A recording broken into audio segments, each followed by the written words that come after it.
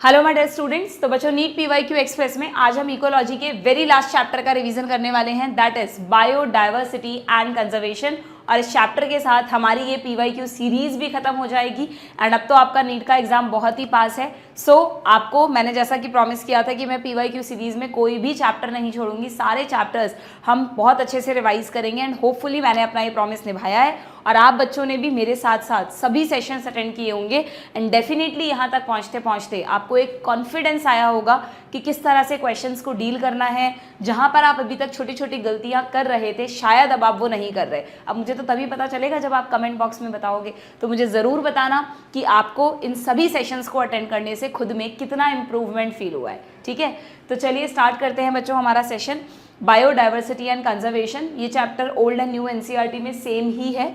वैसे तो छोटा चैप्टर है, इससे 2 या 3 क्वेश्चन ही बनते हैं, बट बाय चांस की बात है 2024 में इस अकेले क्वेश्चन से, इस अकेले चैप्टर से 5 क्वेश्चन पूछ लिए बच्चों। कई बार एनटी ऐसा कर देता है कि उसको जो क्वेश्चंस का डिस्ट्रीब्यूशन है वो प्रॉपर नहीं होता, बट मुझे नहीं लगता ये चीज़ रिपीट होगी। बट हाँ, 2 से 3 क्वेश्चन तो आप मान के चले। तो छोटा सा चैप्टर है, इंपॉर्टेंट है, लेट्स रिवाइज इट। तो सबसे पहले बायोडाइवर्सिटी, ये देखो 2024 का क्वेश्चन ही हमारे सामने है। इसका जो इंट्रोडक्टरी पैराग्राफ है बच्चों, इसमें एज सच कोई चीज़ नहीं है। यहाँ पर आपको बायोडाइवर्सिटी के लिए एक साइंटिस्ट का नाम दिया है कि ये जो टर्म है, इस टर्म को पॉपुलराइज किया एडवर्ड विल्सन ने। ठीक है, तो आप ध्यान रखिएगा। देन यहाँ से क्वेश्चंस बनते हैं बायोडाइवर्सिटी में। जब हम बायोडाइवर्सिटी का मतलब क्या है कि डाइवर्सिटी का मतलब विभिन्नताएं, वेरिएशंस, जो बहुत अलग अलग टाइप की वेराइटीज़ आपके पास हैं। और बायो यानी लाइफ, यानी आपको इस प्लैनेट अर्थ पे लाइफ में जो वेरिएशंस मिलते हैं उसी की स्टडी को आप कहते हैं बायोडाइवर्सिटी। ठीक है, तो अगर हम बायोडाइवर्सिटी को अलग अलग लेवल्स पर डिवाइड करें तो यहाँ पर 3 तरह की डाइवर्सिटीज़ आपको बताई हैं। एक है जेनेटिक डाइवर्सिटी। जेनेटिक डाइवर्सिटी का सिंपली मतलब है एक ही स्पीशीज़ के मेंबर्स क्या बिल्कुल 2 कॉपी होते हैं एक दूसरे के? बिल्कुल नहीं। हम सब ह्यूमंस का हम बोलते हैं 99.9% जीनोम सेम है, बट 0.1% जीनोम डिफरेंट है और उसी डिफरेंट जीनोम की वजह से हम सभी ह्यूमंस एक दूसरे से अलग हैं। तो ये हमारी हुई जेनेटिक डाइवर्सिटी। ना सिर्फ हमारी स्पीशीज़ में, हर स्पीशीज़ में आप देखो उस स्पीशीज़ के जितने भी मेंबर्स हैं उनमें कोई ना कोई डिफरेंस ज़रूर होगा। क्यों?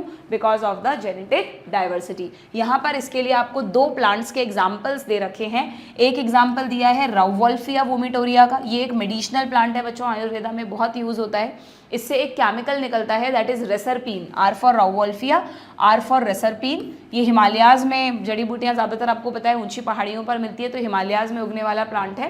एंड ये जो रेसरपीन है, अगर मान लो उस जगह पर हमारे पास 100 राउवोल्फिया के प्लांट हैं और सबसे हमने रेसरपीन निकाला, तो हमें लगेगा कि वो रेसरपीन एक जैसा होना चाहिए, बट नहीं।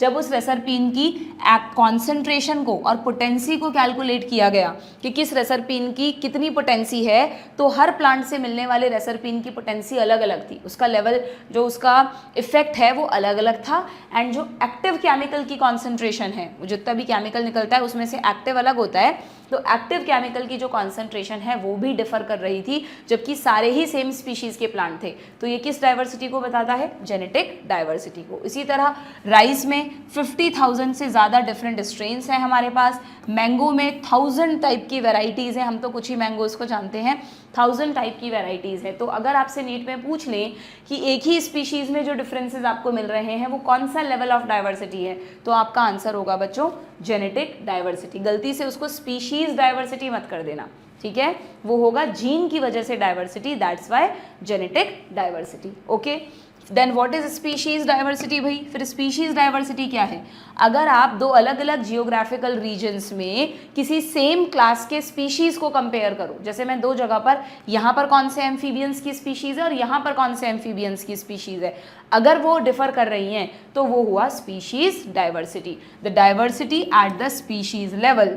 जैसे अगर हम वेस्टर्न घाट एंड ईस्टर्न घाट में एम्फीबियंस की स्पीशीज़ डाइवर्सिटी को कंपेयर करें तो ध्यान रखना वेस्टर्न घाट में ज़्यादा डाइवर्सिटी मिलेगी इन कंपैरिजन टू ईस्टर्न घाट। हो सकता है यही स्टेटमेंट टाइप क्वेश्चन बन के आ जाए, है ना? तो आपको ध्यान रखना है, एनसीईआरटी का एग्जैक्ट स्टेटमेंट है कि वेस्टर्न घाट पर ज़्यादा डाइवर्सिटी मिलेगी in comparison to eastern Ghats. ठीक है, देन इकोलॉजिकल डाइवर्सिटी क्या होती है भाई? इकोलॉजिकल डाइवर्सिटी का सिंपली मतलब है कि जब हम अलग अलग इकोसिस्टम्स को स्टडी करते हैं तो क्या सारे इकोसिस्टम्स एक जैसे हैं? क्या सब जगह रेनफॉल एक जैसा है, टेम्परेचर एक जैसा रहता है? नहीं, हर जगह इकोसिस्टम्स अलग अलग हैं। तो इकोसिस्टम लेवल पर जो डाइवर्सिटी आपको मिलती है वो है इकोलॉजिकल डाइवर्सिटी। अब जहाँ पर जितना टेम्परेचर रेनफॉल होगा उसी के अकॉर्डिंग वहाँ पर अलग अलग तरह के बायोम्स होंगे। जैसे इंडिया की बात की है तो इंडिया में आपको पता है डेजर्ट्स भी हैं, रेन फॉरेस्ट भी हैं, मैंग्रोव्स भी हैं, coral reef, wetland, estuary, alpine meadows सब हैं। यानी India has a greater ecosystem diversity, but obvious क्योंकि इंडिया का बहुत सारा रीजन ट्रॉपिकल रीजन में आता है। जबकि अगर आप इंडिया को किसी ऐसी कंट्री से कंपेयर करो, जैसे यहाँ पे एक स्कैंडिनेवियन कंट्री है नॉर्वे, तो नॉर्वे का ज़्यादातर पार्ट टेम्परेट और पोल्स की तरफ आता है, तो वहाँ पर डाइवर्सिटी कम मिलेगी। तो इसी को कहते हैं इकोलॉजिकल डाइवर्सिटी। ठीक है, ध्यान रहेगा। एक चीज़ प्लीज़ इस पूरे चैप्टर में ध्यान रखना बच्चों, मैं हमेशा पढ़ाते वक्त आपको बताती हूँ, दोबारा बता देती हूँ कि अगर ये इक्वेटर है, अगर ये इक्वेटर है तो इक्वेटर के आसपास जितना भी रीजन है ना, उस रीजन को कहते हैं ट्रॉपिकल रीजन। ठीक है, क्योंकि आप सबने बचपन से पढ़ा है, छोटी क्लासेस से पढ़ा है कि इक्वेटर पर सनलाइट हमेशा अवेलेबल रहती है। डायरेक्ट सनलाइट पड़ती है तो मैक्सिमम अवेलेबिलिटी है। इक्वेटर पर सनलाइट तो अवेलेबल है ही, प्लस इक्वेटर पे बारिश भी बहुत अच्छी होती है, यानी रेनफॉल बहुत अच्छा है। और बारिश और सनलाइट इन दोनों की वजह से प्लांट्स भी बहुत ज़्यादा होंगे। डेंस फॉरेस्ट जो आप पढ़ते हैं, जो ट्रॉपिकल रेन फॉरेस्ट नहीं होते, जैसे अमेज़न के घने जंगल जो अर्थ का 20% ऑक्सीजन जनरेट करते हैं, जिन्हें लंग्स ऑफ द प्लैनेट कहते हैं आप, तो वो कहाँ हैं? वो ट्रॉपिकल फॉरेस्ट में ही आते हैं। तो ट्रॉपिक्स वो जगह है, ट्रॉपिक्स वो रीजन है जहाँ पर मैक्सिमम बायोडाइवर्सिटी आपको मिलेगी। रीज़न क्या है कि यहाँ मैक्सिमम रेनफॉल है, मैक्सिमम सनलाइट है, प्लस सीजनल वेरिएशंस ना के बराबर हैं। ट्रॉपिक्स, जैसे आप इंडिया की बात करें तो इंडिया में जो साउथ साइड है, बेंगलोर वगैरह आपने सुना होगा, वहाँ पे टेम्परेचर चेंज नहीं होता, वहाँ पे 12 महीने मौसम एक जैसा ही रहता है, ना ज़्यादा गर्मी पड़ती है ना सर्दी पड़ती है, लगभग टेम्परेचर मेंटेन रहता है। तो वो क्यों? क्योंकि बेंगलोर ट्रॉपिक साइड पर आता है, तो ट्रॉपिक में टेम्परेचर यानी सीजनल वेरिएशन नहीं होते। और अगर कहीं पर सीजनल वेरिएशन नहीं हो रहे तो स्पीशीज़ बहुत अच्छे से अडेप्ट हो पाएंगी, तो स्पीसीएशन ज़्यादा होगा, नए नए तरह की स्पीशीज़ आपको वहाँ, मतलब नए तरह की, मतलब जो भी स्पीशीज़ एक बार अडेप्ट हो गई वो वहाँ पर परमानेंट रहेगी, उस जगह को कभी छोड़ के नहीं जाएगी। इसलिए मैक्सिमम डाइवर्सिटी आपको कहाँ मिलेगी? ट्रॉपिक्स पर। ठीक है, पूरे चैप्टर में अलग अलग जगह चीज़ें आएंगी, मैंने आपको यहीं पर बता दी। ट्रॉपिक्स से अगर ऊपर नॉर्थ और साउथ की तरफ आप जाएंगे तो जो नेक्स्ट रीजन्स होते हैं बच्चों, उन्हें आप कहते हैं टेम्परेट रीजन्स। उन्हें क्या कहते हैं? Temperate regions. और टेम्परेट से भी और ज़्यादा आप पोल्स की तरफ जाएंगे तो फिर आप क्या आ जाएंगे? Polar regions, North Pole, South Pole, है ना। जो आर्कटिका, एंटार्क्टिका होता है वो पोल्स पर होता है। तो सबसे कम डाइवर्सिटी कहाँ मिलेगी आपको? पोल्स पे, क्योंकि पोल्स पर जनरली बर्फ़ पड़ती रहती है, तो वहाँ पर प्लांट्स भी ज़्यादा नहीं हो पाते, एनिमल्स भी ज़्यादा नहीं होते। ओके, एंड टेम्परेट पर मीडियम, मॉडरेट। ठीक है, ना बहुत कम ना बहुत ज़्यादा, क्योंकि टेम्परेट पर सीजनल वेरिएशन, सीजनल फ्लक्चुएशंस होते हैं। हमारे अगर राजस्थान की अपन बात करें तो इंडिया का ये वाला पार्ट टेम्परेट में आता है, तो हमारे यहाँ पे आपको पता है गर्मी में बहुत गर्मी पड़ती है, सर्दी में बहुत सर्दी पड़ती है, सीजनल वेरिएशंस हो रहे हैं, है ना। इंडिया का अगर आप नक्शा बनाओगे तो जो साउथ साइड है वो ट्रॉपिक्स में आता है, और बाकी जो है हमारा राजस्थान, उसके ऊपर के वाले ये सब टेम्परेट में आते हैं। ठीक है, तो इंडिया दोनों में है, बट क्योंकि ट्रॉपिक्स में भी इंडिया का काफ़ी अच्छा पार्ट है, दैट्स वाई इंडिया में भी बहुत अच्छी बायोडाइवर्सिटी अवेलेबल है। ठीक है, डन। तो ये पूरा इसी तरह से आपको ध्यान रखना है, कहीं भी कंफ्यूज नहीं होना है कि ट्रॉपिक्स में क्या होता है, टेम्परेट में क्या होता है। जो 3 पॉइंट्स बताए ध्यान रखना, maximum rainfall, maximum sunlight and minimum seasonal variation, और यहाँ पर लिख देना सीजनल फ्लक्चुएशंस आर कॉमन। ठीक है, चलो देन, तो ये हो गया हमारा। देखें इससे रिलेटेड क्या क्वेश्चंस हमारे पास हैं, एक बार को थोड़ा थोड़ा और बता देती हूँ, फिर एक साथ क्वेश्चंस कर लेंगे। देन ये सब थ्योरेटिकल है, तो जैसे जैसे क्वेश्चन आएगा तब बताऊंगी। IUCN का फुल फॉर्म ध्यान रखना, international union for conservation of nature. पहले तो सिर्फ नेचर था, बाद में इसमें नेचुरल रिसोर्सेज भी ऐड हो गया, बट N एक ही रहा। ठीक है, तो international union for conservation of nature and natural resources, ये एक रेड लिस्ट भी जारी करती है, रेड डेटा लिस्ट, जिसमें हम एक्सटिंक्ट स्पीशीज़ के नाम ये ऐड करती जाती है। ठीक है, वही IUCN है ये, इसके अकॉर्डिंग ये सब बता रखा है, अलग अलग डेटा है, पूरा आपको पढ़ के जाने की ज़रूरत नहीं है ना। ये ज़रूर लाइन एक देख लो कि रॉबर्ट मे ने ग्लोबल स्पीशीज़ डाइवर्सिटी का एक एस्टीमेट दिया था, और उनके अकॉर्डिंग अर्थ पे 7 मिलियन तरह टाइप की स्पीशीज़ हैं। बट अगेन ये तो एक एस्टिमेट है, इन 7 मिलियन में भी अभी हमें सारे नोन नहीं हैं, बहुत कम स्पीशीज़ को हम डिस्कवर कर पाए हैं। ठीक है, कुछ एक्सट्रीम एस्टिमेट तो कहते हैं नहीं 20 से 50 मिलियन स्पीशीज़ अर्थ पे एग्जिस्ट करती हैं, प्लांट एनिमल सबकी मिलाकर। ठीक, ये बहुत इंपॉर्टेंट है, इस पर बेस्ड क्वेश्चंस आते हैं, इसके ऊपर लिखा हुआ है, बाकी ये मेन है। इसमें आपको 3 चार्ट्स, पाई चार्ट्स दिए हैं कि इनवर्टिब्रेट्स के, वर्टिब्रेट्स और प्लांट्स। यहाँ पे फंजाई को प्लांट्स में ही कंसीडर किया गया है। ठीक है, अगर हम इन्वर्टिब्रेट्स की बात करें तो सबको पता है जो मोस्ट डाइवर्स फाइलम है वो है आर्थ्रोपोडा। आर्थ्रोपोडा में भी सबसे ज़्यादा हैं इंसेक्ट्स। ऊपर लिखा है कि अगर हर 10 एनिमल में आप देखोगे तो 7 उनमें से इंसेक्ट्स हैं, तो सबसे बड़ा ग्रुप हो गया इंसेक्ट्स का। इंसेक्ट्स से कम नंबर है बच्चों, बाकी जितने भी इन्वर्टिब्रेट हैं उन सबको यहाँ डाल दिया ऑरेंज कलर में। ठीक, एंड देन मॉलस्का और ये क्रस्टेशियन और इंसेक्ट दोनों आर्थ्रोपोडा में आते हैं। ठीक है, तो ये सीक्वेंस आपको ध्यान रखनी है। पहले इंसेक्ट्स है, मतलब अगर आपसे ऐसे पूछ ले तब तो सीक्वेंस ये है insect, Mollusca, crustacean, other animals. Okay, और अगर ऐसे पूछ लें कि सबसे ज़्यादा डाइवर्स कौन है तो इंसेक्ट्स, उनसे कम डाइवर्स अदर, उनसे कम मॉलस्का और सबसे कम क्रस्टेशियन। ठीक, वर्टिब्रेट्स में तो बहुत आसान है याद रखना, एंटी क्लॉकवाइज आपको परम याद रखना है, PAR, A for Aves and M। ठीक है, बट ये डाइवर्सिटी का सीक्वेंस नहीं है। डाइवर्सिटी में तो देखो फिशेस सबसे ज़्यादा हैं, फिर उनसे कम बर्ड्स हैं, फिर बाकी होगा है। ठीक है, प्लांट्स पर आ जाओ। प्लांट्स में इन्होंने, मैंने आपको कहा फंजाई को भी साथ में रखा है, पता नहीं अब जो भी रीज़न है, 2 किंगडम क्लासिफिकेशन में फंजाई प्लांट्स में थे या फंजाई के लिए अलग से नहीं बनाया बच्चों। तो फंजाई और एंजियोस्पर्म, प्लांट्स में जो सबसे ज़्यादा इवॉल्व हैं वो कौन है? एंजियोस्पर्म है। इसका मतलब फंजाई और एंजियोस्पर्म में आप कंपेयर करोगे तो ध्यान रखना फंजाई की डाइवर्सिटी ज़्यादा होती है। फंजाई बहुत छोटे हैं ना, बहुत इजीली उग जाएंगे इन कंपैरिजन टू एंजियोस्पर्म, तो फंजाई सबसे मोस्ट डाइवर्स ग्रुप है। देन एंजियोस्पर्म के बाद यहाँ पर ये वाला जो रेड कलर से दिखाया है ये एल्गी है। देन यहाँ पर ऊपर मॉसेस हैं और ये फर्न्स हैं। तो कैसे याद रखोगे? Algae, mosses, fern. Algae, bryophyta, pteridophyta, ये तो अच्छी सीक्वेंस हो गई। जिम्नोस्पर्म का नाम नहीं लिखा, जिम्नोस्पर्म्स की बहुत कम डाइवर्सिटी, यहाँ शो ही नहीं किया उन्हें, और ये सबसे बड़ा हो गया एंजियोस्पर्म का। इवन लाइकेन्स को भी यहीं पर एक छोटा सा ग्रुप बनाकर डाला हुआ है।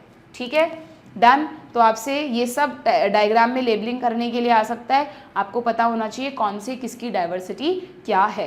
यहाँ पर एक पैराग्राफ भी लिखा है कि प्रोकैरियोट्स की डाइवर्सिटी को हम कैलकुलेट नहीं कर सकते क्योंकि जो माइक्रोबियल स्पीशीज़ हैं कुछ तो बहुत स्पेशल कंडीशंस में कल्चर होती हैं, हम कल्चर ही नहीं कर पाते उनको, और they are not culturable under laboratory conditions. ठीक है, और एक पॉइंट और था ना कि हाँ, conventional taxonomic methods are not suitable for identifying them. कई स्पीशीज़ को पहचानने के लिए हमारे पास मेथड्स नहीं हैं।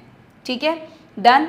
ये पूरा पैराग्राफ रिवाइज करने की ज़रूरत नहीं है, इसमें जो जो क्वेश्चंस आएंगे वो हम देखते जाएंगे। तो अब हम पहले थोड़े बहुत क्वेश्चंस कर लेते हैं, फिर आगे बढ़ते हैं। देखो क्या क्वेश्चन है हमारे पास। क्वेश्चन में आपसे पूछा है 2024 का ये क्वेश्चन है, रिसेंट ईयर का।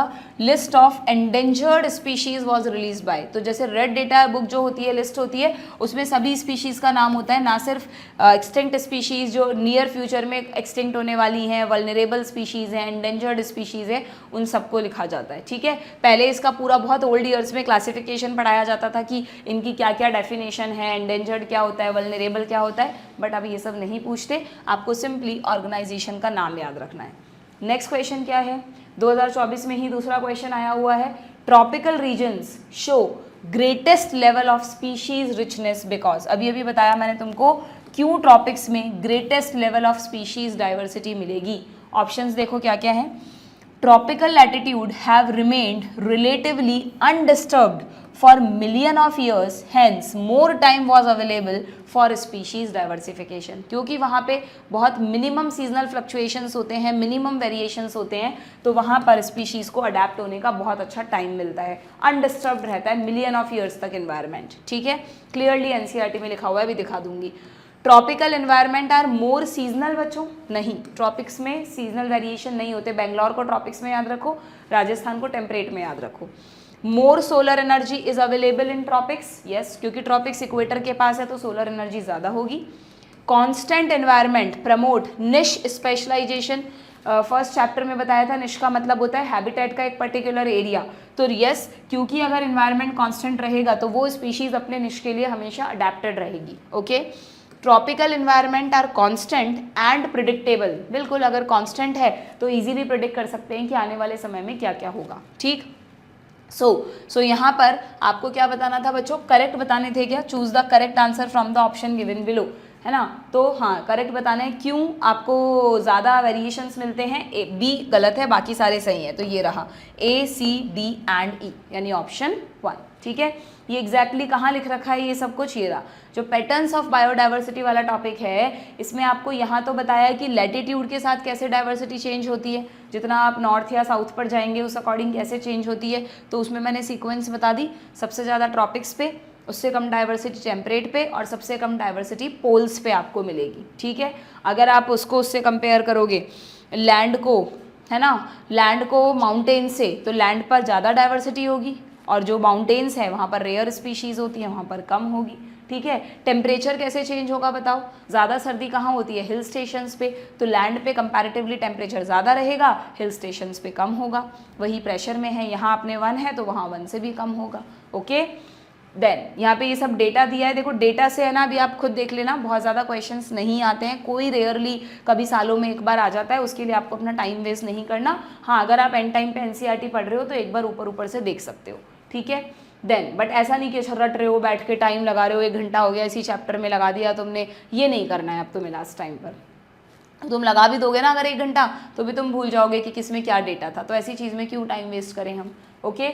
ये रहा कि why tropics, what is so special about tropics that account for their greater diversity. तो उसका पहला रीज़न तो ये रहा कि यहाँ पर क्या होता है, speciation is a function of time, species को ग्रो करने के लिए टाइम चाहिए, और unlike temperate region subjected to frequent glaciation, temperate में तो क्या होता है बार बार बर्फ पड़ती है, पिघलती है, ग्लेसिएशंस होते हैं, जैसे आइस एज मूवी में होता है ना, इन द पास्ट। लेकिन ट्रॉपिक्स में क्या होता है, रिलेटिवली अनडिस्टर्ब्ड इन्वायरमेंट रहता है मिलियन ऑफ ईयर्स तक, दस they had long evolutionary time for species diversification. दूसरा रीजन क्या बताया मैंने तुमको, लेस सीजनल यानी relatively more constant and predictable environment होगा, जिससे निश स्पेशलाइजेशन होगा एंड ग्रेटर स्पीशीज डाइवर्सिटी होगी। और तीसरा, सोलर एनर्जी ज़्यादा अवेलेबल रहने की वजह से हायर प्रोडक्टिविटी होगी and it contribute indirectly to greater diversity, ठीक है, डन। चलिए देन यहीं पर इसी में एक और बहुत इंपॉर्टेंट स्टडी है, इस पर भी शायद अभी हम देखेंगे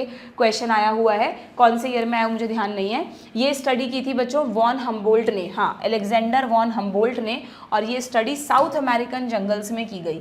वॉन हम्बोल्ट ने की साउथ अमेरिकन जंगल्स में की गई, और उन्होंने क्या देखा, जैसे जैसे वो जंगल का एरिया एक्सप्लोर करते गए वैसे वैसे स्पीशीज़ डाइवर्सिटी बढ़ती गई। सपोज पहले उन्होंने 25% एरिया को स्टडी किया है और उनको कुछ 100 तरह की स्पीशीज़ वहाँ मिली। अब उन्होंने और जंगल एक्सप्लोर किया, 50% तक एरिया कवर कर लिया, तो उन्हें और नए तरह की स्पीशीज़ मिली, वो 100 तो रिपीट हुई, प्लस साथ में मान लो 50-60 और नई स्पीशीज़ मिल गई जो 25% एरिया में नहीं थी। फिर उन्होंने और 25% यानी 75% जंगल एक्सप्लोर किया, तो वहाँ पर अब धीरे धीरे कम नई स्पीशीज़ कम मिलेंगी, बट मिल रही हैं अभी भी उनको, है ना। तो मान लो और 20-30 तरह की नई स्पीशीज़ मिल गई। अब उन्होंने कहा कि जैसे जैसे मैं एरिया एक्सप्लोर कर रहा हूँ वैसे वैसे स्पीशीज़ डाइवर्सिटी बढ़ती जा रही है। अब जब लास्ट 25% एरिया उन्होंने लास्ट का और एक्सप्लोर किया, तो वहाँ उन्हें ज़्यादा न्यू स्पीशीज़ नहीं मिली, बल्कि वही रिपीट हो रही थी, यानी जो न्यू स्पीशीज़ है वो लगभग 75% एरिया में कवर हो गई। तो यानी उन्होंने ग्राफ से इसको बताया कि अगर आप एरिया के अकॉर्डिंग स्पीशीज़ रिचनेस को कंपेयर करोगे तो एरिया बढ़ने के साथ साथ स्पीशीज़ रिचनेस बढ़ती जाएगी, पर एक टाइम ऐसा आएगा जब स्पीशीज़ रिचनेस कॉन्स्टेंट हो जाएगी, उसके बाद आपको नई स्पीशीज़ नहीं मिलेंगी, वही वाली रिपीट हो रही हैं, ठीक है। तो बस इसी को कहते हैं स्पीशीज़ एरिया रिलेशनशिप, ओके। इसके लिए उन्होंने इक्वेशन भी दी थी, ये लिखी हुई है S = CAZ, उसका आप लॉग ले लेंगे, किसी भी तरह से आपसे पूछ सकते हैं। यहाँ पर आपको पता होना चाहिए S स्पीशीज़ रिचनेस है जो y एक्सिस पे दिखाया है, A एरिया है जो x एक्सिस पे दिखाया है, Z जो है इक्वेशन में, ये Z है slope of the line that is regression coefficient, इसका लॉग बनाएंगे तो इस तरह की रेड लाइन आएगी, ये जो स्ट्रेट लाइन है। एंड यस ये ध्यान रखना, Z को यहाँ पर बच्चों रिग्रेशन कोएफिशिएंट कहते हैं, एंड C है y का इंटरसेप्ट। अब ये फिजिक्स वगैरह तुम पढ़ते हो मैथ्स में तो पता होगा कि इंटरसेप्ट क्या होता है, उसकी डिटेल हमें बायो में नहीं पढ़नी, ठीक है। क्लियर? यस, यहाँ से भी ये भी आपको ध्यान रखना है। इस पूरे टॉपिक का तो ये जो ग्राफ वाला टॉपिक है, हर एक चीज़ इंपॉर्टेंट है कि जो z की वैल्यू है ना, इकोलॉजिस्ट ने क्या देखा, जो z की वैल्यू है वो जनरली 0.1 से 0.2 के बीच में रहती है, चाहे किसी भी टेक्सोनॉमिक स्पीशीज़ को स्टडी कर रहे हो और किसी भी रीजन को स्टडी कर रहे हो, regardless of the taxonomic group और द रीजन, ये z की वैल्यू जनरली 0.1 से 0.2 आती है। जैसे कि एग्जाम्पल दिया है कि मान लो ब्रिटेन में हम प्लांट्स की स्टडी कर रहे हैं, कैलिफोर्निया में बर्ड्स की कर रहे हैं, न्यूयॉर्क में मोलस्का की कर रहे हैं, तो एरिया एक्सप्लोर करने के साथ साथ जो स्पीशीज़ रिचनेस हमें मिल रही है उसको हम कैलकुलेट करके z की वैल्यू निकाल रहे हैं, वो आ रही है 0.1 से 0.2। बट इसका एक एक्सेप्शन है। क्या एक्सेप्शन है? कि अगर आप बहुत बड़े एरिया को स्टडी करोगे, जैसे कि पूरा का पूरा कॉन्टिनेंट ही आप स्टडी कर रहे हो, पूरा एशिया कॉन्टिनेंट, अफ्रीकन कॉन्टिनेंट, तो फिर क्या होगा, slope of the line become steeper, यानी z की वैल्यू बढ़ जाएगी। 0.1 से 0.2 की जगह ये हो जाएगी 0.6 से 1.2, और z की वैल्यू बढ़ना मतलब स्लोप हो गया स्टीपर। ठीक है? जैसे कि इन्होंने एग्जाम्पल दिया कि जब हमने डिफरेंट कॉन्टिनेंट्स में ट्रॉपिकल फॉरेस्ट जो हैं वहाँ पर फ्रूगीवोरस बर्ड्स, समझ गए, फ्रूट ईटिंग बर्ड्स और मैमल्स के लिए z की वैल्यू निकाली, तो ये वैल्यू आई 1.15, इसके बीच में आ रही है 1.15। ठीक है? क्लियर? सो ये आपको ध्यान में रखना है। देखें इस पर कोई क्वेश्चन है क्या हमारे पास? ये देखो 2024 का तीसरा क्वेश्चन का ना, इस अकेले चैप्टर से 5 क्वेश्चन आ गए। These are regarded as major causes of biodiversity loss। ये अभी इस चैप्टर में आगे आएगा बच्चों, कि जो बायोडाइवर्सिटी आपको पता है लगातार कम होती जा रही है, इसीलिए तो चैप्टर पढ़ रहे हैं हम, बायोडाइवर्सिटी का कंजर्वेशन करो। तो वो कौन से 4 मेन कारण हैं जिनकी वजह से बायोडाइवर्सिटी कम हो रही है? ओवर एक्सप्लॉयटेशन, को एक्सटिंक्शन, हैबिटेट लॉस, ये तो दोनों गलत हैं। और चौथा कौन सा था? Over exploitation, alien species invasion, वो यहाँ नहीं दिया। इन चारों को मिलाकर एविल क्वार्टेट कहते हैं, अभी आगे आएगा। ठीक है? तो हमें बताना है मेजर कॉज में a b and d, a b and d, ये रहा ऑप्शन 4। ठीक है? क्लियर? देन नेक्स्ट क्या है? Match the column type question है भाई। बताओ, अभी देखा हमने, रॉबर्ट मे को किससे मैच करूँ? रॉबर्ट मे ने एक एस्टिमेट दिया था कि ग्लोबल स्पीशीज 7 मिलियन है। वोन हम्बोल्ट ने स्पीशीज एरिया रिलेशनशिप को स्टडी किया। पॉल अर्लिच, इनकी हाइपोथेसिस अभी बता देती हूँ, रिवेट पॉपर हाइपोथेसिस है। और टिलमैन ने जो इकोसिस्टम्स हैं, प्लॉट्स वगैरह थे, वहाँ पर एक एक्सपेरिमेंट किया था। ठीक है? दोनों ही चीज़ें देख लो। यहीं पर आगे इसमें पहले तो आपको ये वाला जो अभी हमने पढ़ा ना, क्या था, डेविड टिलमैन की स्टडी यहीं तो दी है। यस, ये डेविड टिलमैन की स्टडी है, इसके नीचे पॉल अर्लिच का एग्जाम्पल है। डेविड टिलमैन ने क्या किया बच्चों, उन्होंने ना एक लॉन्ग टर्म इकोसिस्टम एक्सपेरिमेंट किया, जिसमें उन्होंने कई सारे आउटडोर प्लॉट्स को स्टडी किया और वहाँ पर उनको लेबल्ड वगैरह करके देखा कि कोई एक समय पर जब वो स्टडी कर रहे हैं तब वहाँ पे स्पीशीज़ रिचनेस क्या है, और कुछ महीनों बाद या कुछ सालों बाद वहाँ पे स्पीशीज़ रिचनेस क्या है। तो सपोज़ करो, हम तो 2 से समझ लेते हैं कि 2 आउटडोर प्लॉट्स हैं। आउटडोर प्लॉट्स यानी वहाँ पे सब नेचुरल वेरिएशन वगैरह सब हो रहे हैं, हम कोई आइडियल कंडीशन नहीं दे रहे। ठीक है? तो जब उन्होंने 2 आउटडोर प्लॉट्स को कंपेयर किया तो उन्होंने क्या देखा कि सपोज करो ये ए है और ये बी है, तो ए में पहले से बहुत सारी स्पीशीज़ थी, मोर स्पीशीज़ थी कई तरह की, जबकि यहाँ पर स्पीशीज़ डाइवर्सिटी कम थी। स्पीशीज़ का मतलब स्पीशीज़ डाइवर्सिटी की बात हो रही है ना? तो उन्होंने क्या देखा, जहाँ पर स्पीशीज़ रिचनेस ज़्यादा थी वो वाले इकोसिस्टम मोर स्टेबल थे। अगर कुछ महीनों बाद जब उन्होंने वापस से इसी जगह को स्टडी किया तो वहाँ पर वो स्पीशीज़ मेंटेन कर पाई थी। भाई बहुत सीधी सी बात है, अगर किसी जगह पर कई तरह की स्पीशीज़ होंगी तो फूड वेब भी बड़ा बनेगा। अगर किसी स्पीशीज़ के मेंबर को कुछ हो भी गया तो दूसरे स्पीशीज़ के पास खाने के लिए और ऑप्शंस होंगे। बट अगर लिमिटेड स्पीशीज़ होंगी और उनमें से कोई एक डिसअपियर हो गई, एक्सटिंक्ट हो गई, तो उस पर डिपेंड होने वाले दूसरी भी हो जाएंगी, उस पर डिपेंड तीसरी भी हो जाएंगी। तो उन्होंने कहा कि जिन इकोसिस्टम्स में स्पीशीज़ डाइवर्सिटी कम होती है वो लेस स्टेबल होते हैं और जिनमें ज़्यादा होती है वो ज़्यादा स्टेबल होते हैं। ऐसा कह के वो हमें इंडिकेट कर रहे हैं कि भाई तुम अपने फ़ायदे के लिए जो दूसरी छोटी छोटी स्पीशीज़ तुम्हें लगती हैं, इंसेक्ट्स, एंट्स वगैरह, उनको मत मारो, क्योंकि वो भी अल्टीमेटली तुम्हारे इस इकोसिस्टम को स्टेबल बना रहे हैं। ठीक है? तो ये डेविड टिलमैन की स्टडी थी। ये सिंपली इनका फाइनल वो है, he showed that increased diversity contributed to higher productivity. हाँ, उन्होंने डाइवर्सिटी को प्रोडक्टिविटी से भी कोरिलेट किया था। उन्होंने कहा कि जिस जगह पर स्पीशीज़ रिचनेस ज़्यादा थी वहाँ प्लांट्स भी ज़्यादा थे, क्योंकि प्लांट्स ही तो एनिमल्स को सपोर्ट करेंगे, और अगर प्लांट्स ज़्यादा हैं तो प्रोडक्टिविटी हाई है, तभी तो वहाँ स्पीशीज रिचनेस मेंटेन कर पाई। ठीक है, तो जिस इकोसिस्टम में productive, what is stable community, what is stable community which should not show too much variations in productivity from year two year. उन्होंने मतलब यहाँ पे आपको स्टेबल इकोसिस्टम या कम्युनिटी के 3 कैरेक्टरिस्टिक्स दिए हैं। पहला characteristic, it should not show too much variation, productivity year two year very नहीं करनी चाहिए, स्टेबल रहनी चाहिए।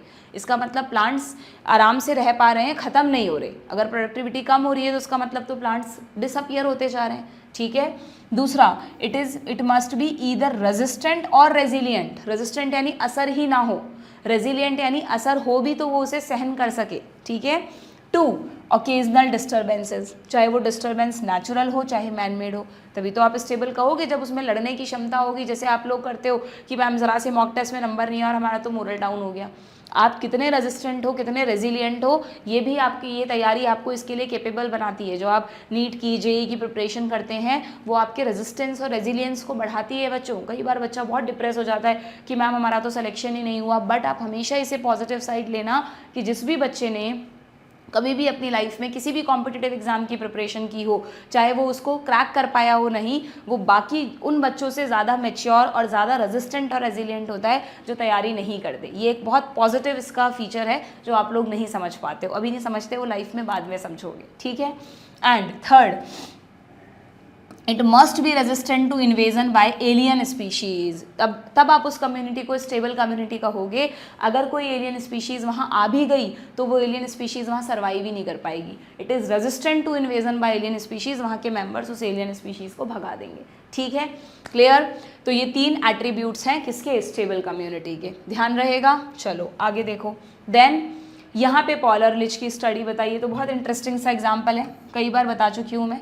रिवेट का मतलब जो कील वगैरह होती है ना, स्क्रूज होते हैं एरोप्लेन वगैरह बनाने के लिए, उसके विंग्स को कसने के लिए, चेयर को स्टेबल करने के लिए, उनको रिवेट कह दिया। पॉपर का मतलब पॉप, एक रिवेट को एक पैसेंजर अपने साथ निकाल के ले जाए। ठीक है, तो उन्होंने कहा, पॉल अर्लिच ने, स्टैनफोर्ड के इकोलॉजिस्ट थे ये, कि भाई अगर आप पूरे इकोसिस्टम को एक एरोप्लेन मानो और उसकी हर स्पीशीज़ को रिवेट्स मानो, अलग अलग रिवेट्स लगे हुए हैं उसमें, और जो भी पैसेंजर चढ़ता है वो अपने साथ एक रिवेट निकाल के ले जाता है, यानी एक स्पीशीज़ एक्सटिंक्ट हो गई।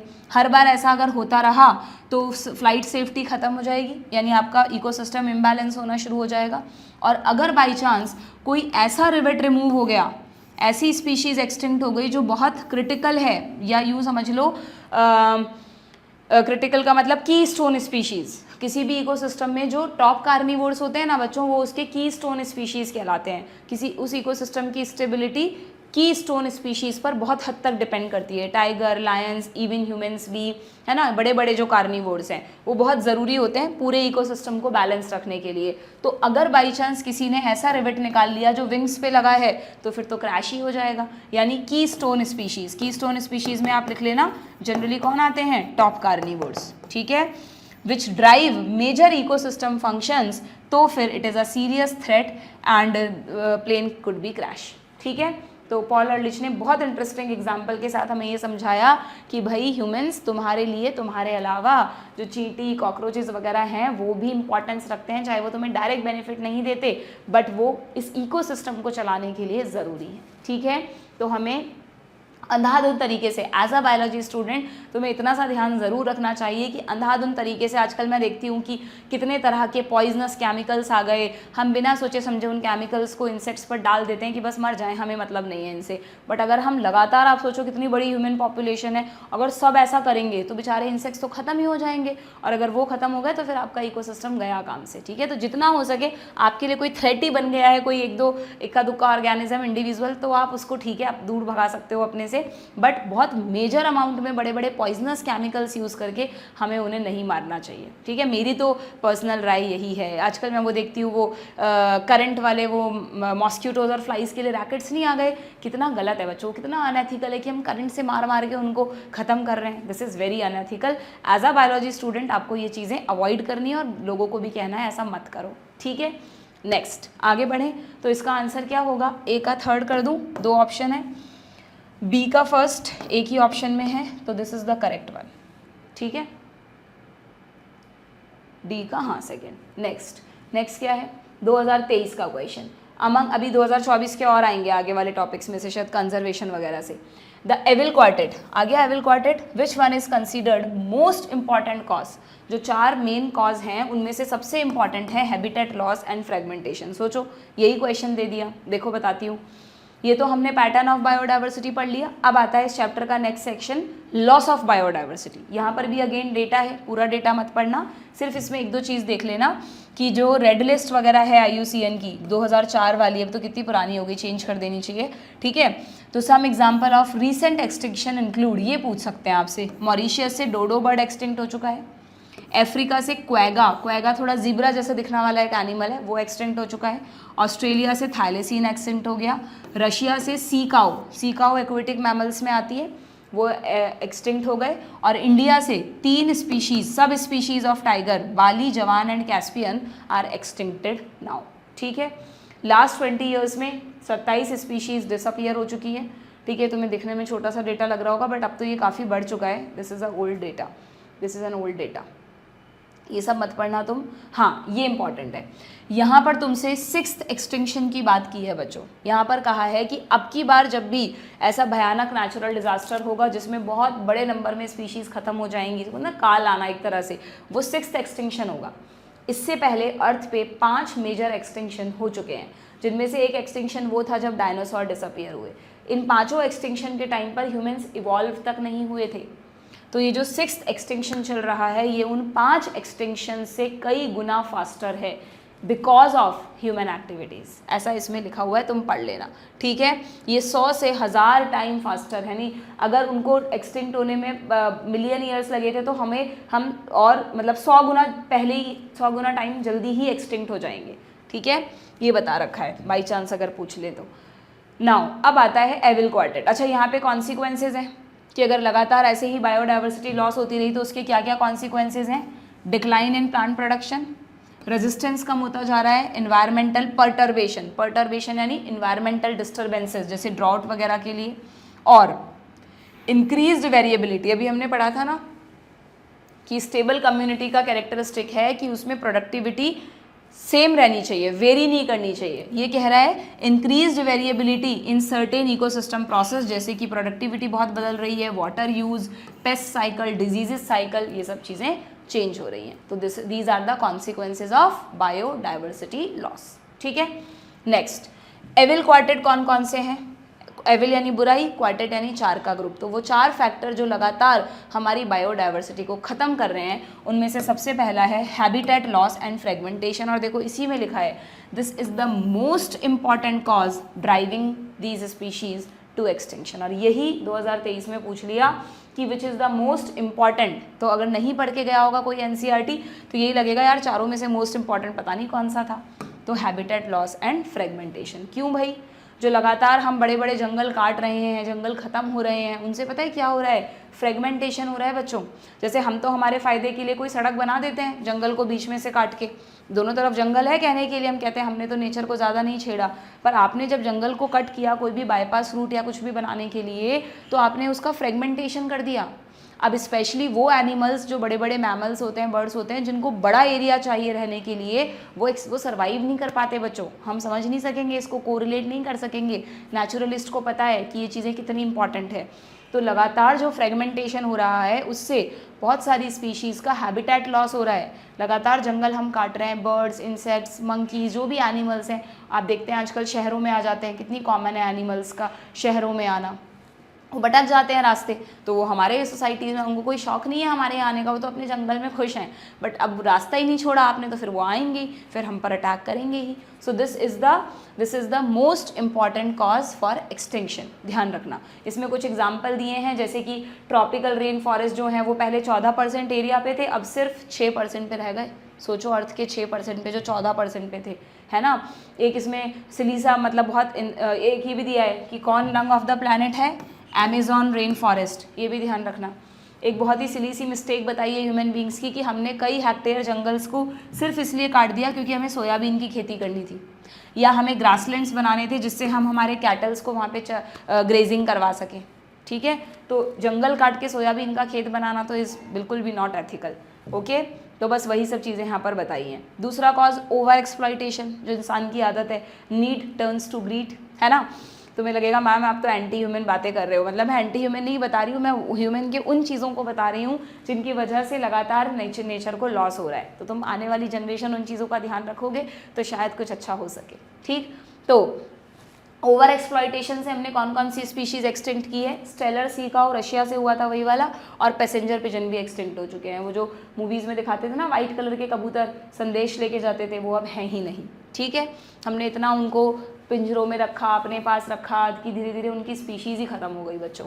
Then alien species invasion, this is again very important cause. हम क्या करते हैं, अपने हमें लगता है यार ये तो बहुत सुंदर दिखता है पॉन्ड में, तो चलो इसको हम अपनी कंट्री में या अपनी सिटी में ले चलते हैं इस प्लांट को। ठीक है, उस प्लांट को ले आते हैं और उसको वहाँ पर ले आए, वहाँ पर हमने उगा लिया। अब मैंने तुम्हें पिछले चैप्टर में, फर्स्ट चैप्टर में इकोलॉजी के एक पॉइंट बताया था कि प्रेडेटर्स प्रे को कंट्रोल करने के लिए बहुत ज़रूरी है। तो अगर तुम किसी स्पीशीज़ ए को किसी एरिया से अपने एरिया में लाए हो तो इस एरिया में उसका प्रेडेटर तो होगा नहीं, नेचुरल प्रेडेटर तो होगा नहीं।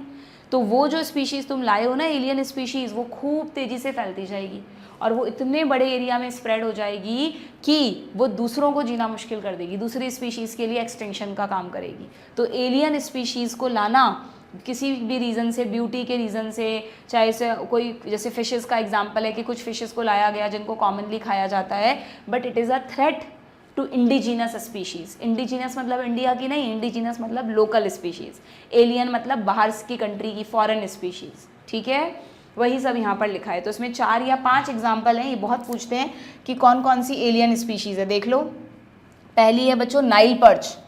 नाइल पर्च को लेक विक्टोरिया में लाया गया, फिश है एक तरह की, ठीक है, फिश की स्पीशीज़ है, जिससे चिकलेट फिशेज एक्सटिंक्ट हो गई, 200 स्पीशीज़ एक्सटिंक्ट हो गई इनकी। ठीक, देन दूसरा ये रहा कैरेट ग्रास, पार्थीनियम, ये तो पॉलन्स में भी पढ़ा था हमने, इनसे पॉलन एलर्जी होती है, हे फीवर।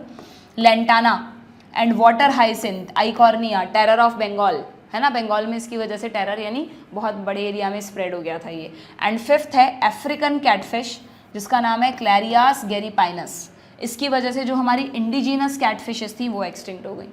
ठीक है, कैटफिशेस को खाया जाता है, तो ये अफ्रीकन कैटफिश अच्छी होगी तो उसको हम ले आए, जहाँ भी लाए, इसमें कंट्री कहाँ, आर रिवर्स, वो इंडिया, तो हमारी कैटफिशेस एक्सटिंक्ट हो गई क्योंकि इनका प्रेडेटर कोई था नहीं, इनको खाने वाले हैं।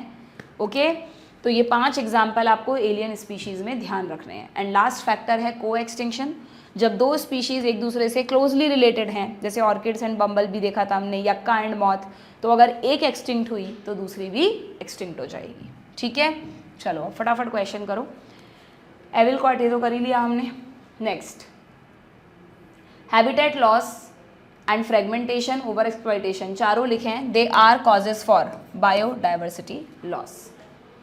Which of the following regions of the globe exhibit highest species diversity? बताओ इन चारों में से कहाँ पर आपको हाईएस्ट स्पीशीज डाइवर्सिटी मिलेगी? ग्लोब, ओवरऑल अर्थ पे पूछा है तो ये रहे tropical rain forest, Amazon forest. ठीक है, ये नहीं जल्दीबाजी में वेस्टर्न घाट कर दो कि हमने पढ़ा था वेस्टर्न घाट में ईस्टर्न घाट से ज़्यादा एम्फीबियंस है। ये एम्फीबियंस के लिए नहीं पूछ रहा है, ये ओवरऑल पूछ रहा है, तो ओवरऑल में तो यही आएगा, हिमालयाज, मेडागास्कर, मेडागास्कर तो पोल्स पर है, एक मूवी नहीं है पेंगुइन्स की, तो मेडागास्कर तो पोल्स पर है, पेंगुइन्स तो पोल्स पर रहते हैं, हिमालयाज में भी हाई हिल स्टेशन है, तो डाइवर्सिटी आपको मिलेगी अमेजॉन फॉरेस्ट में। रॉबर्ट मे के अकॉर्डिंग देखो 2 बार आ गया क्वेश्चन, अभी 2024 में भी था, 2020 में भी आया हुआ है, तो हाईलाइट कर लेना। 2019 का क्वेश्चन है, which is the most important for, same repeat हुआ है question, most important for animals and plant for their extinction, तो हैबिटेट लॉस एंड फ्रेगमेंटेशन। ठीक है, decline in the population of Indian native fishes due to introduction of Clarias gariepinus, that is African catfish in river Yamuna, yes Yamuna river में इसको लाया गया था, can be categorised as, तो इसको क्या कहेंगे बच्चों? एलियन स्पीशीज इन्वेजन, किसी फॉरेन स्पीशीज़ के किसी और कंट्री में आने से वहाँ की स्पीशीज़ का एक्सटिंक्ट होना। Alexander von Humboldt describe for the first time, क्या स्टडी किया था उन्होंने? Species area relationship. बहुत आसान क्वेश्चन आते हैं इस चैप्टर से, कुछ ज़्यादा मुश्किल नहीं आता, देखो रटने वाली चीज़ें नहीं है, वो जो डेटा वाला पार्ट है वो इतना नहीं पूछा गया, जो लॉजिकली आपको एक्सप्लेन किया है वो ज़्यादा आ रही हैं चीज़ें। Which is correctly match. Aerenchyma इसमें कहाँ से आ गया, ये मिक्स, ये इस चैप्टर का है क्या, क्वेश्चन देख लेते हैं। एरेनकाइमा, ओपनशिया, एरेनकाइमा तो पैरेनकाइमा का ही मॉडिफिकेशन है, ठीक है। करेक्टली मैच, ये बताऊँ क्या मैं तुम्हें। एरेनकाइमा देखो, जब हम प्लांट टिश्यू पे जाओ एक बार, है ना, भूल गए होंगे हम, प्लांट टिश्यूज़ में पैरेनकाइमा पढ़ा था हमने, सॉफ्ट टिश्यू। तो उसमें मैंने तुम्हें बताया था क्या कि जो एक्वेटिक प्लांट्स होते हैं उनको तैरने के लिए बायंसी चाहिए होती है, तो उनके पैरेनकाइमा के सेल्स के बीच बीच में जो इंटरसेलुलर स्पेस है वहाँ एयर कैविटीज़ बन जाती हैं। तो अगर पैरेनकाइमा में एयर कैविटीज़ हैं तो उसको एरेनकाइमा कहते हैं। तो एरेनकाइमा आपको एक्वेटिक प्लांट्स में मिलेगा। यहाँ ओपनशिया का नाम लिखा है, ओपनशिया एक ज़ेरोफाइटिक प्लांट है, डेजर्ट में उगने वाला प्लांट है, तो ये गलत हो गया। एज पिरामिड का बायोम से कोई रिलेशन ही नहीं है, एज पिरामिड्स अलग हैं, बायोम्स अलग हैं, सब प्रीवियस चैप्टर्स में पढ़े हैं हमने। पार्थेनियम को लिखा है it is a threat to hysterophorus, कुछ गड़बड़ है बच्चों, टर्म में गड़बड़ है। It is a threat to biodiversity, ठीक है, इस वर्ड को हटा दो। तो पार्थेनियम बायोडाइवर्सिटी के लिए एक थ्रेट है क्योंकि ये एलियन स्पीशीज़ है। एंड स्ट्रैटिफिकेशन भूल गए, इससे पहले वाले चैप्टर में ही बताया था कि किसी भी इकोसिस्टम में आप जब वर्टिकल डिस्ट्रीब्यूशन करते हो डिफरेंट स्पीशीज़ का, उसको स्ट्रैटिफिकेशन कहते हैं, ठीक है। तो डिफरेंट स्पीशीज़ का है, तो इसका मतलब पॉपुलेशन में तो स्ट्रैटिफिकेशन पॉसिबल नहीं है, कम्युनिटी में करोगे आप स्ट्रैटिफिकेशन को। ऐसा सिमिलर टाइप का क्वेश्चन एक हमने और किया था प्रीवियस चैप्टर में, तो ये भी गलत है। याद रखना, स्ट्रैटिफिकेशन तब पॉसिबल है जब आपके पास मोर देन वन स्पीशीज़ हो और वो कम्युनिटी में होती है। पॉपुलेशन का मतलब एक ही तरह की स्पीशीज़ के ऑर्गेनिजम्स, ओके। तो यहाँ पे करेक्ट मैच क्या है बच्चों, ऑप्शन 3। देन नेक्स्ट क्या है, रेड लिस्ट कंटेन डेटा और इन्फॉर्मेशन ऑन। रेड लिस्ट में आपको क्या मिलेगा, इकोनॉमिकली इंपॉर्टेंट प्लांट या plant whose products are in international ये थ्रेटेंड स्पीशीज, ठीक है, थ्रेटेंड, एक्सटिंक्ट, वल्नरेबल, एंडेंजर्ड सब मिलेंगी आपको, ओके। ये क्या पूछ लिया, विच is the national aquatic animal of India, 2016 में पूछा था, पता है क्या, national aquatic of India blue whale मत कर देना बच्चों, ब्लू व्हेल नहीं है, रिवर डॉल्फिन है। रिवर डॉल्फिन हमारा इंडिया का नेशनल एक्वेटिक एनिमल है। आप बोलोगे मैम ये तो हमने बचपन में पढ़ा था, अब तो याद नहीं है, ठीक है, लिखने की ज़रूरत नहीं है आपको, बस सिंपली ध्यान रखना it is river dolphin, okay. Next क्या है, अच्छा इसमें एक चीज़ और देख लेना, ये इन्होंने गैंगटिक शार्क भी लिखा है। एक्चुअली ये रिवर डॉल्फिन को के नाम में गैंगटिका भी आता है, इसको कई बार गैंगटिक डॉल्फिन भी बोल देते हैं। तो गैंगटिक वर्ड पढ़ के किसी बच्चे को लगे मैम हमें तो याद है हमने ऐसा कुछ पढ़ा था, तो शार्क नहीं है, वो डॉल्फिन है हमारी जो नेशनल एक्वेटिक एनिमल है, ठीक है। Which of the following is the most important cause of animals and plants. ये बार बार कैसे आ रहा है क्वेश्चन, सेम क्वेश्चन रिपीट हो रहा है क्या, 2016 अभी तो क्या था इस क्वेश्चन को, चलो कोई नहीं। मोस्ट इंपॉर्टेंट कॉज कौन सा है बच्चों, मोस्ट इंपॉर्टेंट वही, habitat loss and fragmentation.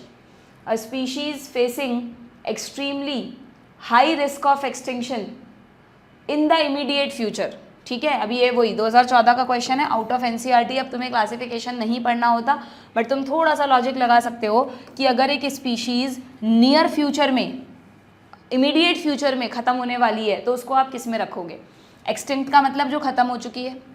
Endemic species किसको कहते हैं, इसका एक्सटिंक्शन से कोई रिलेशन नहीं है, इस चैप्टर में एंडेमिक वर्ड आता है। एंडेमिक मतलब लोकल स्पीशीज़, एक ऐसी स्पीशीज़ जो सिर्फ उसी एरिया में मिलती है और कहीं नहीं मिलती, ऐसी स्पीशीज़ को एंडेमिक कहते हैं। जैसे कोविड में आपने बोला था एपिडेमिक, पेंडेमिक, बहुत बड़े एरिया में। एंडेमिक मतलब लोकलाइज्ड स्पीशीज़, ठीक है। अब बचा वल्नरेबल और क्रिटिकली एंडेंजर्ड। तो तुम्हें खुद लग रहा होगा कि अगर इमीडिएट फ्यूचर में एक्सटिंक्ट होने वाली है तो फिर वो क्रिटिकली एंडेंजर्ड स्पीशीज़ हुई, ठीक है। वल्नरेबल भी एक्सटिंक्ट होगी बट उसके पास अभी टाइम है। The organisation which publish the red list of species, IUCN, ठीक है, international union for conservation of nature and natural resources. 2014 में पाई चार्ट से क्वेश्चन आया हुआ है।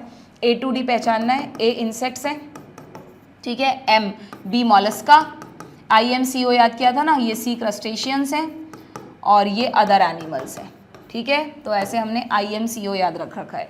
तो ABCD की सीक्वेंस भी यही है, देख लेना, पता लगा यहाँ A है, यहाँ B, यहाँ C, यहाँ D, और आप जल्दीबाजी में गलत कर दो, ठीक। तो A इंसेक्ट्स हैं, B मॉलस्का हैं, C क्रस्टेशियन है और ये, तो ऑप्शन 4, ठीक है। नेक्स्ट क्या है, 2 साल रिपीट हुआ है ये question, which represent maximum number of species among global biodiversity. अगर इन चारों में कंपेयर करोगे तो देखो इन्होंने कंफ्यूज नहीं किया तुम्हें, फंजाई दे दिया बट एंजियोस्पर्म नहीं दिया। अगर एंजियोस्पर्म दिया होता तो हमें कन्फ्यूजन होता कि यार हम फंजाई को चूज़ करें या एंजियोस्पर्म को। तो मैंने अभी अभी तुम्हें बताया, तुम चाहो तो लिख भी लो इस डायग्राम में कि जो फंजाई है ना बच्चों, इनकी लगभग पूरी दुनिया में 3 मिलियन स्पीशीज़ हैं लगभग, जबकि एंजियोस्पर्म्स की 2.5 से 3 लाख स्पीशीज़ हैं। तो बट ऑब्वियस ज़्यादा डाइवर्सिटी किसकी हुई, फंजाई की। ठीक है, ये मैंने आपको एनसीईआरटी बेस्ड क्वेश्चन प्रैक्टिस करते वक्त भी करेक्ट करवा दिया था, और अभी दोबारा बोल रही हूँ कि जो मेरी NCERT line to line series से आप पढ़ रहे हो वहाँ पर मिस्टेकनली मैंने आपको यहाँ पे उल्टा लिखवा दिया था। मैंने बाद में देखा था लेक्चर, एक बच्चे ने बताया, तब मैंने नोटिस किया कि हमने वहाँ पर जब सीक्वेंस लिखी थी कि किसकी डाइवर्सिटी ज़्यादा है किसकी कम, तो हमने पहले एंजियोस्पर्म का नाम लिख दिया फिर फंजाई का लिख दिया, जो मेरी NCERT line to line series है। इसीलिए मैंने कमेंट बॉक्स में पिंड कमेंट कर दिया है कि फंजाई सबसे ज़्यादा है फिर एंजियोस्पर्म है, क्योंकि आप खुद देखो फंजाई बहुत छोटे हैं और पूरा किंगडम है फंजाई का, तो इसकी डाइवर्सिटी एंजियोस्पर्म से ज़्यादा होगी। ठीक है, क्लियर। चलिए, तो यहाँ पर आंसर हो गया फंजाई। नेक्स्ट क्या है भाई, which of the following has maximum genetic diversity in India. Maximum genetic diversity in India में बच्चों नाम आता है राइस का। हमारे यहाँ पे बायोटेक में भी लिखा था ना राइस के कितने 2 लाख या 1 लाख कुछ लिखा हुआ था, इतने सारे अवेलेबल हैं, तो मैक्सिमम में राइस का नाम ध्यान रखना है आपको। ठीक है, विच ऑर्गेनाइजेशन, फिर से रिपीट हुआ है, publish the red data book, IUCN, बाकी सबकी फुल फॉर्म्स आपको नहीं काम की हैं। Which have the highest number of species in nature, यहाँ पर दोनों ऑप्शन हैं, फंजाई भी है एंजियोस्पर्म भी है, ओ हो, बट यहाँ पर इंसेक्ट्स भी है बच्चों, यहाँ पर इंसेक्ट्स भी है ना, तो फिर ये तो गड़बड़ हो गया। अब ये वैसे थोड़ा सा आउट ऑफ सिलेबस हो गया, क्योंकि हमको आपस में तो कंपेयर करवाया है बट इनको अगर कंपेयर करना है तो हमें नहीं दिया। बट स्टिल अगर मैं देखूँ प्लांट्स और एनिमल्स को कंपेयर करूँ ना, तो फिर एनिमल सबसे ज़्यादा हैं, एनिमल सबसे ज़्यादा हैं, यस और नो। नहीं, ऐसे मत सोचो इसको, तुम ऐसे सोचो कि अगर हम एनिमल्स में इंसेक्ट्स की डाइवर्सिटी देखें और प्लांट्स में फंजाई की देखें, तो हमने कहा फंजाई की लगभग 3 मिलियन जितनी स्पीशीज़ हैं, बट इंसेक्ट्स का मुझे नंबर तो नहीं पता, बट यस इंसेक्ट्स का जो नंबर है वो 3 मिलियन से भी ज़्यादा है, तो इसलिए I will go with insects. एक बार देखें क्या यहाँ लिख रहा है क्या, इंसेक्ट्स का कोई नंबर लिख रहा है क्या कि कितनी स्पीशीज़ इनकी एग्जिस्ट करती हैं, नहीं नंबर तो नहीं लिख रहा। ठीक है, बट स्टिल इंसेक्ट्स ही होगा यहाँ पर, इंसेक्ट्स का ब्लॉक देखो कितना बड़ा है। तो ठीक है, डन। चलिए नेक्स्ट क्वेश्चन क्या है, बायोडाइवर्सिटी। अगर इंसेक्ट नहीं होता बच्चों इस क्वेश्चन में, तो फिर हम एंजियोस्पर्म टिक करते कि फंजाई। ओके, नेक्स्ट क्वेश्चन पर आते हैं। नेक्स्ट क्वेश्चन क्या कह रहा है, इसमें बोला है biodiversity of a geographical region represent, biodiversity of a geographical region, एक जियोग्राफिकल रीजन की बायोडाइवर्सिटी को अगर हम पढ़ रहे हैं तो वो क्या रिप्रेजेंट करती है, देखते हैं। Endangered species found in the region, नहीं। The diversity in the organisms living in the region, yes हो सकता है भाई। बायोडाइवर्सिटी का मतलब कि उस रीजन में जितने भी तरह के ऑर्गेनिजम्स हैं उन सबकी डाइवर्सिटी हो सकता है। Genetic diversity in the dominant species of the region, बिल्कुल नहीं। Species endemic to the region, नहीं, यानी ऑप्शन 2 ही यहाँ पर सही बैठ रहा है। ठीक है, नेक्स्ट क्वेश्चन 2010 का क्वेश्चन है, 4 स्टेटमेंट्स दिए हैं आपको, देखते हैं क्या है। पहला है a lion eating a deer and a sparrow feeding on grains are ecologically similar in being consumer. ये इस चैप्टर में कहाँ से आ गया, ये तो पिछले चैप्टर का क्वेश्चन है, कोई बात नहीं यहाँ कर लेते हैं। लायन डियर को खा रहा है तो लायन हुआ टॉप कार्निवोर, स्पैरो ग्रेन्स को खा रही है तो स्पैरो हुई हर्बीवोर। तो ये कह रहे हैं कि ये इकोलॉजिकली सिमिलर है इन बीइंग कंज्यूमर, नहीं। स्पैरो अगर सीड को खा रही है तो ये प्राइमरी कंज्यूमर हुई, और डियर एक हर्बीवोर है उसको लायन खा रहा है तो ये सेकेंडरी कंज्यूमर हुआ, तो ये गलत हो गया। देन ये फर्स्ट इकोलॉजी के फर्स्ट चैप्टर से आ गया। प्रेडेटर, स्टारफिश, पिजास्टर बताया था मैंने, एक्सपेरिमेंटली इसको रिमूव किया गया तो इनवर्टिब्रेट्स की स्पीशीज एक्सटिंक्ट हो गई थी विद इन अ ईयर, वो वाला एग्जाम्पल है। तो ये कह रहा है predator help in maintaining species diversity of invertebrates, बिल्कुल ठीक है। Predators ultimately lead to the extinction of prey species, कभी नहीं। दे रखा है वहीं पर उसी चैप्टर में कि प्रेडेटर्स हमेशा प्रूडेंट होते हैं, वो इतने समझदार होते हैं, चालाक होते हैं, चतुर होते हैं कि वो प्रे का उतना ही शिकार करते हैं जितना उनके लिए ज़रूरी है। अगर वो एक साथ सारे प्रे को मार देंगे तो इतना खा तो पाएंगे नहीं वो, बल्कि आने वाले समय में प्रे बचेगा और नहीं उनके लिए। तो इसलिए प्रेडेटर्स प्रूडेंट होते हैं, ना कि सब कुछ एक साथ ख़त्म करने वाले।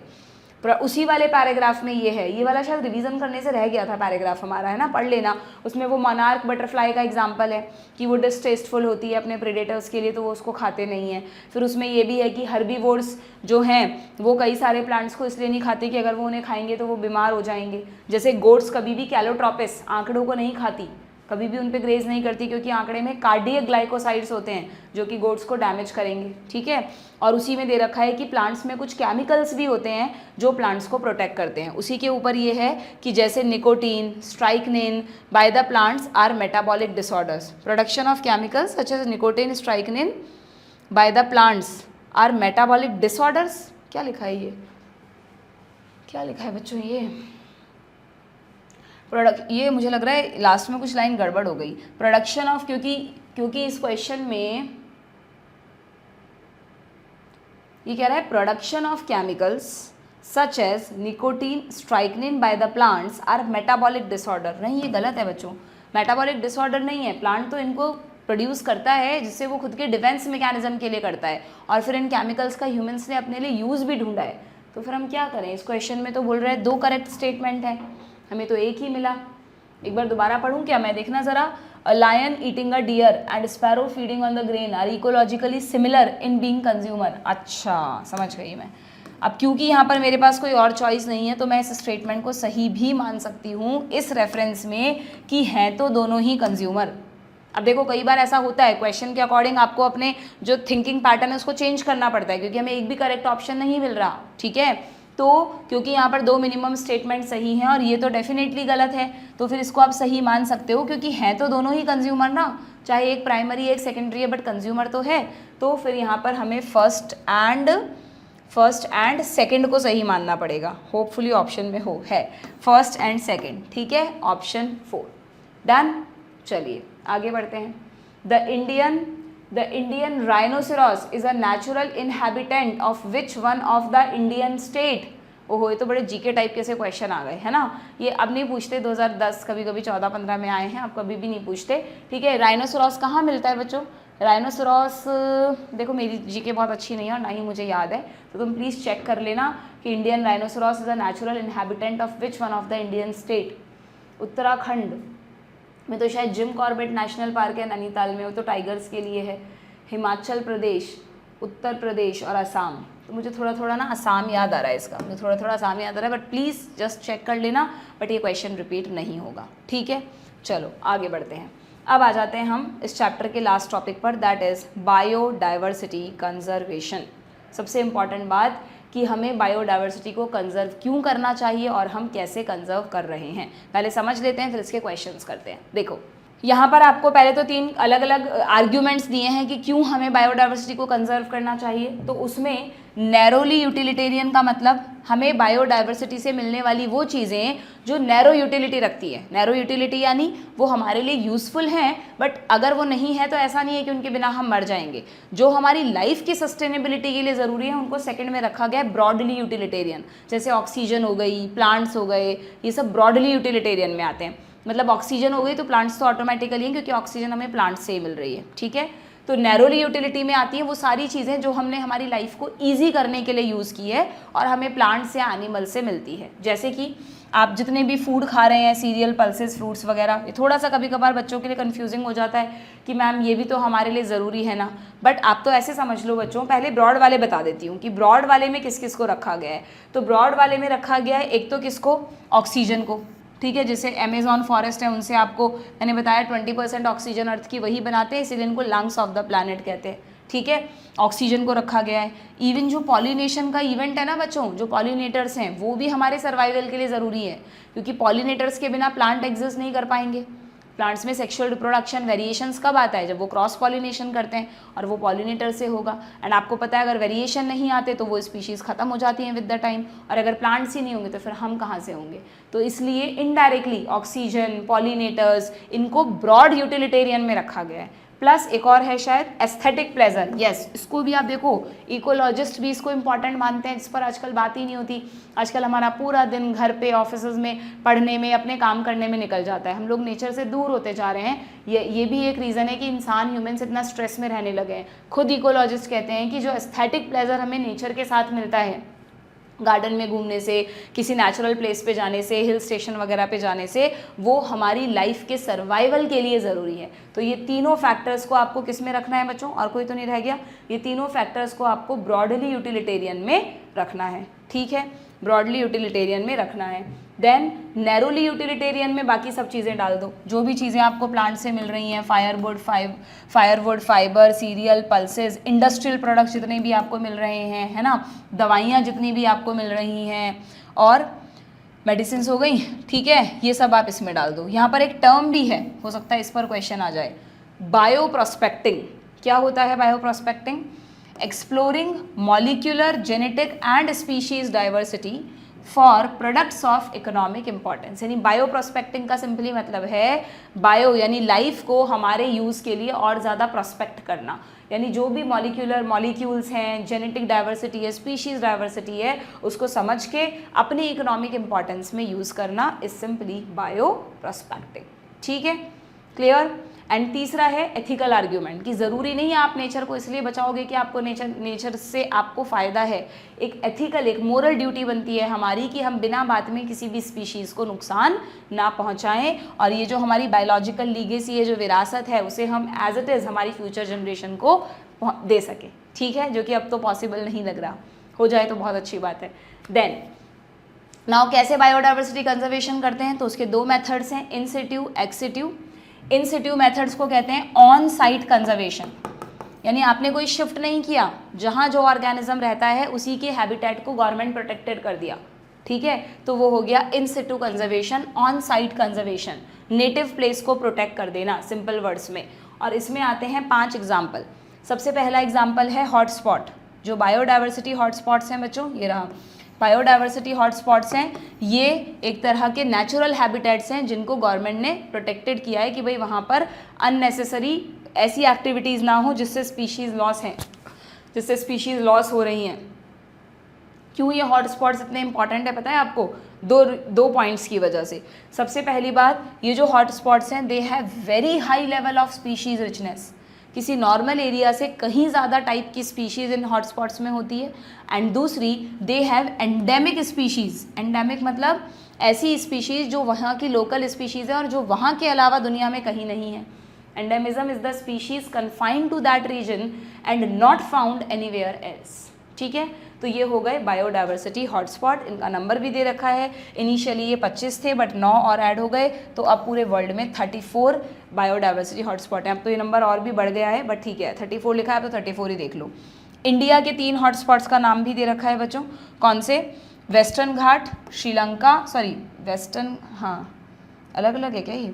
एक तो western Ghat and Sri Lanka I think साथ में होना चाहिए, फिर एक हो गया इंडो बर्मा और एक हो गया हिमालय। ये 3 इंडिया के हॉटस्पॉट्स हैं, ठीक है।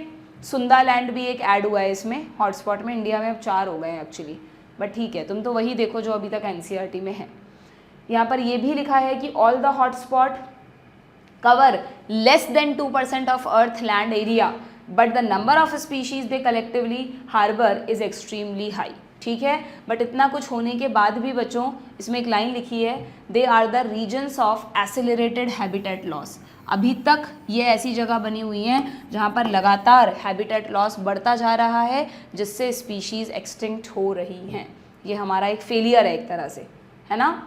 तो पहला तो हो गया हॉटस्पॉट, दूसरा इन सिट्यू कंजर्वेशन, बायोस्फीयर रिजर्व हो गया, थर्ड हो गए हमारे नेशनल पार्क, फोर्थ हो गई हमारी सेंचुरीज, सेंचुरीज का पूरा नाम है wild life sanctuaries, okay, and fifth हो गए sacred groves.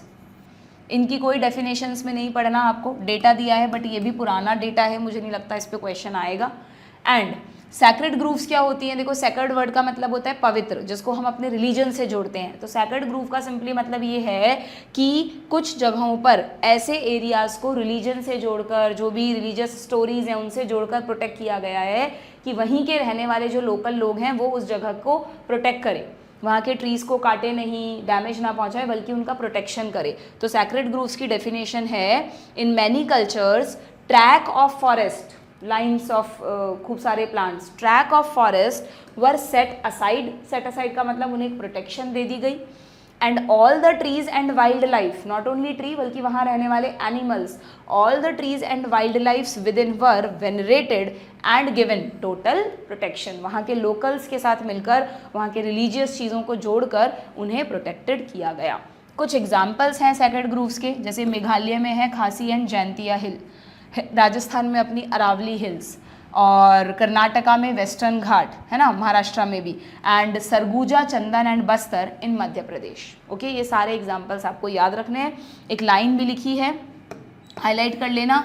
In Meghalaya sacred groves are the last refuges for a large number of rare and threatened plants. बहुत सारे ऐसे प्लांट थे रेयर और थ्रेटेंड हो चुके थे, अगर वो इन सैक्रेड ग्रूव्स में नहीं होते तो अब तक एक्सटिंक्ट हो चुके होते, बट अभी भी वो इन सैक्रेड ग्रूव्स में बचे हुए हैं क्योंकि इन्हें प्रोटेक्शन दिया गया। ठीक है, डन। चलो अब एक्स-सिटू पे आ जाते हैं। एक्स-सिटू का मतलब होता है ऑफ साइट। ऑफ साइट का मतलब उनके नेटिव प्लेस पर नहीं बल्कि वहाँ से कहीं और ले जाकर उन्हें प्रोटेक्ट करना। Okay, they are taken out from their natural habitat and placed in special settings where they can be protected and given special care। इसमें एनिमल स्पीशीज़ भी आती हैं, प्लांट स्पीशीज़ भी आती हैं। ठीक है, तो एनिमल्स के लिए तो जूलॉजिकल पार्क्स हो गए और प्लांट्स के लिए बॉटनिकल गार्डन्स हो गए। दो तो वैसे याद हो जाएंगे तुम्हें, बॉटनिकल गार्डन्स और जूलॉजिकल पार्क्स। एक हम घूमने जाते हैं आजकल कई सारे स्टेट्स में, सिटीज़ में वाइल्ड लाइफ सफारी पार्क्स बनाए हैं। अच्छा, इसको वाइल्ड लाइफ सफारी पार्क को वाइल्ड लाइफ सेंचुरी के साथ मिक्स मत कर देना, मिलता जुलता नाम है ना। तो आप ध्यान रखना कि सफारीज़ में जहाँ घूमने जाते हैं वो एक्स-सिटू है। ठीक है, 3 तो ये हो गए। देन फोर्थ क्या है बच्चों? अब जो बाकी के 2 हैं ना, ऑफ एक्स-सिटू में भी 5 है, वहाँ पे भी 5 है। तो एक्स-सिटू में जो बाकी के 2 मेथड्स हैं वो रिसेंट मेथड्स हैं। उनमें वो क्या किया है, बैंक्स हैं या मेनली सीड बैंक्स वगैरह हैं, गैमीट्स का प्रिजर्वेशन है जो लेबोरेटरीज़ में किया जाता है। तो जो फोर्थ मेथड है वो है क्रायो प्रिजर्वेशन। क्रायो प्रिजर्वेशन मैंने पॉलन बैंक्स के वक्त भी बताया था। लिक्विड नाइट्रोजन -196 डिग्री सेंटीग्रेड पर चीज़ों को प्रिजर्व करना, सेल्स को प्रिजर्व करना, क्योंकि सेल्स इस टेम्परेचर पर वाइबल बनी रहती हैं, उनकी डेथ नहीं होती। तो जो भी थ्रेटेंड स्पीशीज़ हैं प्लांट्स की या एनिमल्स की, उनके गैमीट्स को आप प्रिजर्व कर सकते हो। ये हो गया फोर्थ मेथड। एंड बाद में फिर उनको टिश्यू कल्चर वगैरह से, इन विट्रो IVF जो होता है उनसे दोबारा ऑब्टेन कर सकते हो। एंड फिफ्थ है सीड बैंक। ना सिर्फ गैमीट्स को बल्कि सीड्स को भी आप डायरेक्टली सीड बैंक में स्टोर कर सकते हो। अगर वो कभी एक्सटिंक्ट हुए प्लांट्स तो लेटर ऑन आपके पास सीड्स होंगे जिनसे आप वापस से प्लांट्स को ग्रो कर लोगे। ठीक है, तो ये 5 हो गए एक्स-सिटू। लास्ट पैराग्राफ में 2 समिट दिए हैं, दोनों पे क्वेश्चंस आते हैं। अर्थ समिट और अर्थ के बाद हुआ वर्ल्ड समिट। वर्ल्ड बड़ा है, मतलब नहीं ऐसे नहीं, अर्थ समिट और वर्ल्ड समिट आपको खुद ही याद रखना पड़ेगा। ABCD में E पहले आता है, W बाद में आता है। ठीक है, तो अर्थ समिट कब हुआ था बच्चों? 1992 में। उसके 10 साल बाद 2002 में ये हुआ। कहाँ हुआ वो भी थोड़ा सा रटने पड़ेंगे आपको। अर्थ समिट हुआ रियो डी जेनेरियो में, जबकि वर्ल्ड समिट हुआ जोहान्सबर्ग साउथ अफ्रीका में। ठीक है, 190 कंट्रीज़ ने प्लेज किया था कि हम 2010 तक बायोडाइवर्सिटी के एक्सटिंक्शन रेट को कम कर देंगे। हालांकि इसमें सक्सेस मिली नहीं ज़्यादा। ठीक है, क्लियर? लो भाई, ये हो गया तुम्हारा चैप्टर ख़त्म। क्वेश्चन, अच्छा क्वेश्चन तो करो भाई, सिर्फ देखा ही तो है अभी। हाँ, देखो क्या क्या क्वेश्चन हैं हमारे पास। कंजर्वेशन से बहुत ज़्यादा क्वेश्चंस आते हैं, बायोडाइवर्सिटी कंजर्वेशन, और एक हमने देखा था अभी किससे आए थे क्वेश्चंस, इसमें जो पूरा आपका बायोडाइवर्सिटी वाला पार्ट है कहीं से भी, बट कंजर्वेशन से आता ही आता है, ट्रॉपिक्स वगैरह से। ठीक है, the type of conservation in which threatened species are taken out from their natural habitat and placed in special setting where they can be protected. तो ये हुआ बच्चों एक्स-सिटू। एक्स-सिटू कहाँ गया? वाह, क्या क्वेश्चन है? 2024 का क्वेश्चन है। हाँ, ये क्वेश्चन तो कैसे भूल गए, इस पे भी बड़े बवाल हुए थे। अब इन सिटू कंजर्वेशन तो होगा नहीं, है ना, ये सेमी कंजर्वेटिव सस्टेनेबल कुछ हमने पढ़ा नहीं, तो इसका आंसर है बायोडाइवर्सिटी कंजर्वेशन। मतलब कैसे पेपर सेट किया था, बायोडाइवर्सिटी में तो ये भी आता है, इसकी जगह ऑप्शन होना चाहिए था एक्स सिटू कंजर्वेशन, उनने तो कर दिया सेट। बच्चों का एग्जाम में टाइम खराब हो जाता है ऐसे क्वेश्चन में, दिमाग तो लगाते हैं यार, हम कुछ भूल तो नहीं रहे, हम गलत तो नहीं पढ़ रहे, एक की जगह सिंपल सा क्वेश्चन है 3 बार पढ़ डाला, हो गया ना टाइम वेस्ट। होपफुली ऐसे क्वेश्चन 2025 में ना आए। हालांकि जेई का एग्जाम हुआ है अभी 2025 का, एनटीए ने कराया, कोई बहुत महान नहीं हुआ, बहुत गलतियाँ हुई हैं उसमें, तो थोड़ा सा मेंटली प्रिपेयर होके जाना तुम इन चीज़ों के लिए कि वहाँ पर इस तरह की दिक्कतें हों, तो उससे ज़्यादा टेंशन लेना मत, वो जो है वो सबके लिए होंगी, ठीक है। The historic convention the earth summit was held in, पहले अर्थ समिट हुआ था 1992 में, फिर वर्ल्ड समिट हुआ 2002 में, अब तो इसके बाद वाले भी हो चुके हैं, हमारी एनसीईआरटी ने अभी अपडेट नहीं किया।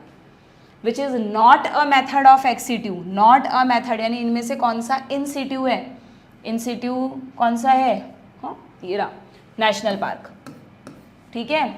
IVF, tissue culture, cryo preservation, ये सब तो रिसेंट एक्स सिट्यू में आते हैं।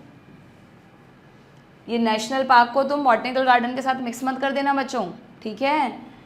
बॉटनिकल गार्डन और जूलॉजिकल पार्क पहले टेक्सोनॉमिकल एड में पढ़ते थे फर्स्ट चैप्टर में लिविंग वर्ल्ड में, तो वहाँ से मैं कनेक्ट करा देती थी बच्चों को, अब वो पार्ट हट गया तो वो कनेक्ट नहीं कर पाते। In situ conservation refers to, in situ में क्या कर रहे हैं हम, protect and conserve the whole ecosystem, yes, उस पूरी जगह को ही प्रोटेक्ट कर देते हैं, ठीक है। नेक्स्ट, तो 2024 के 5 क्वेश्चन हो गए हमारे पास, है ना, 4 पहले कर लिए, एक ये रहा, 4 या 5 क्वेश्चन आए थे। नेक्स्ट क्या है, ये वाला हो गया क्या, द अर्थ समिट 2019 में भी आया है, वॉज कॉल्ड, इस अर्थ समिट में क्या डिसाइड हुआ था, क्या डिसाइड हुआ था, CFC से रिलेटेड नहीं है, ये सब तो लास्ट चैप्टर में था जो अब हट गया। For conservation of biodiversity and sustainable utilization of its benefit, और तो कोई बैठ नहीं रहा, ठीक है।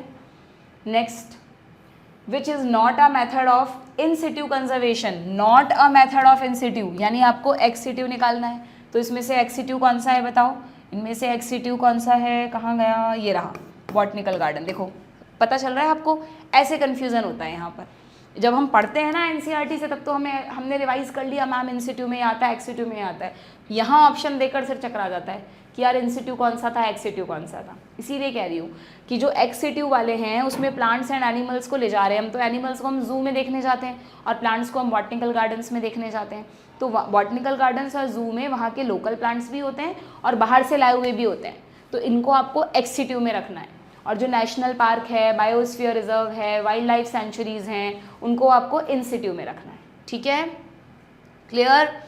चलिए, उन्हीं मेन कन्फ्यूज़न इन्हीं में होता है, बाकी तो क्लियर है।